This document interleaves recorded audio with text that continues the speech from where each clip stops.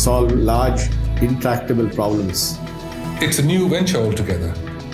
Your brain is a wild horse there. Because remember, writing is not a team sport. You are not selling horse carriages when there are cars. I want to be known only as the trusted advisor. More like a tourist. Play to Potential podcast.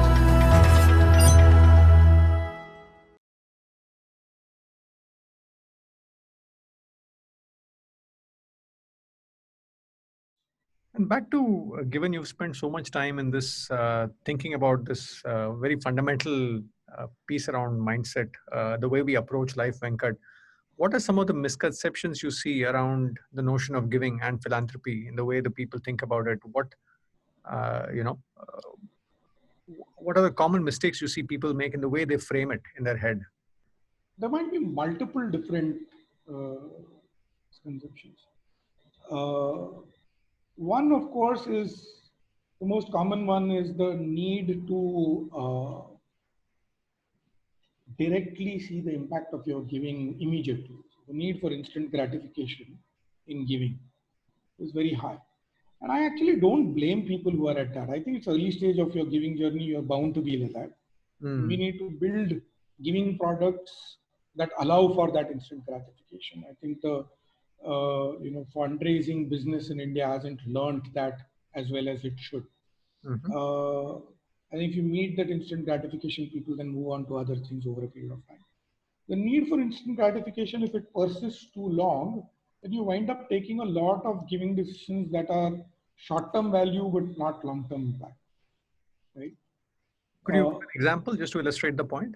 So, feeding a child versus helping, the family build its own livelihood so that the father can feed the child for the rest of the child's life, as one example. Or many such examples. I think whenever we choose to focus on, the teach a man to fish versus give the man a fish example, there are situations where it is important to give the fish, obviously, because we're going to die of starvation. There's no point teaching you how to fish. But I think we're not always in that situation. I think far more often than not, we tend to focus on the immediate amelioration rather than the building of the capacity to solve the problem by the person on their own, so to say. So I think that is one definite challenge. Another big misconception is this allergy to overheads that people have, right? And I distinguish between fundraising cost and overhead. I think allergy to fundraising cost is very, very good and very healthy. In an ideal world, we should drive fundraising costs down to as close to zero as possible, because fundraising actually serves no other purpose than raise the money for the NGO. Right? So if there was a situation where it could reach 0%, that is really ideal. It's a necessary evil, right? But if you look at the rest of the overheads of an organization, I think biggest misconception is that NGOs should have low overheads. I think it's the stupidest approach to giving that one could have. And I keep telling people this, right? So for example, if you go out there and buy a toothpaste, a tube of Colgate toothpaste, do you really care what percentage of that toothpaste went to Katrina Kaif for modeling that toothpaste, right? Or do you even care what percentage is profit or what percentage overhead, etc.? All you care is how much is this costing me and what is the value you are delivering. Right? I think as philanthropists, as givers, we need to move towards that, where we ask ourselves, I don't care about all of where the money is getting spent. You tell me what is the outcome you're going to deliver. So I think there's a desperate need to get more people to shift towards outcome orientation in their philanthropy. I think that's another big misconception, that overheads need to be low and all of that kind of stuff. And it results in a lot of, people will just recast the way they state their financials so that they'll show low overheads. Fair. And,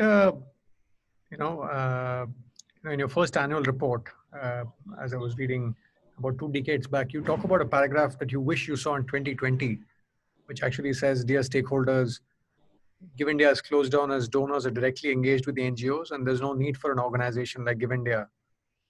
As you take stock, given where we are today, Venkat, how do you see the job to be done? Yeah, I think long way to go. I think, it was more wishful thinking than this thing. And also, I think when you're young, you think change is easy. As you grow older, you realize how difficult it is, especially behavior change in a society and stuff like that.